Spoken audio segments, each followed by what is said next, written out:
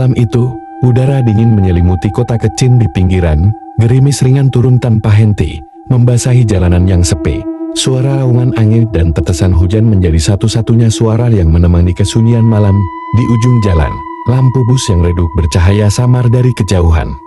Tak ada yang tahu dari mana bus itu berasal atau kemana tujuannya. Yang pasti, bus itu tidak pernah masuk ke dalam rute resmi. Bus tua itu sudah lama tidak terlihat, dengan bodi yang penuh karat dan kaca-kaca yang pekal.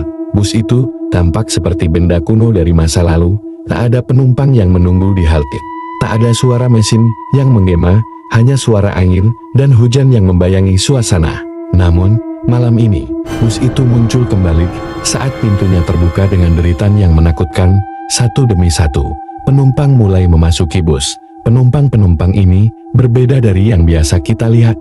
Wajah mereka pucat dan mata mereka kosong, seolah-olah mereka baru saja bangkit dari kematian. Mereka mengenakan pakaian dari era yang jauh di belakang, dan saat mereka duduk di kursi bus yang usang, suasana berubah menjadi lebih mencekam. Di dalam bus, suasananya sangat berbeda. Lampu-lampu yang berkedip memberikan pencahayaan yang aneh, menciptakan bayangan-bayangan yang menari-nari di setiap sudut.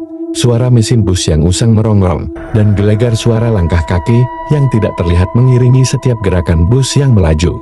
Tiba-tiba, bus itu kembali melaju, meninggalkan persimpangan jalan, dan memasuki area hutan yang lebih dalam. Di luar, suara gemerisik dan bisikan semakin kuat, seolah mengundang bus untuk terus maju ke dalam kegelapan. Penumpang-penumpang itu tidak bergerak, hanya diam dengan mata yang kosong. Seolah mereka sudah menjadi bagian dari dunia lain. Saat bus melewati hutan yang semakin gelap, beberapa penumpang terlihat mulai memudar dari pandangan, seolah tubuh mereka menyatu dengan kegelapan di luar. Yang tersisa hanya suara mesin bus yang terus berdengung dan suara bisikan yang semakin mendalam. Bus itu melaju tanpa tujuan, dan membawa penumpang-penumpangnya menuju tempat yang tidak diketahui, tempat yang mungkin tidak ada jalan keluar.